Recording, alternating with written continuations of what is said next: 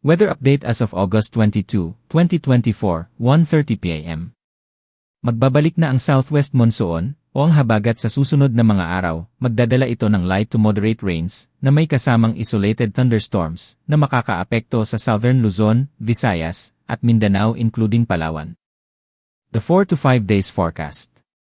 Inaasahan ang mga pag-ulan na may kasamang isolated thunderstorms sa southern Luzon, Visayas, at Mindanao including Palawan dahil ito sa habagat o southwest monsoon.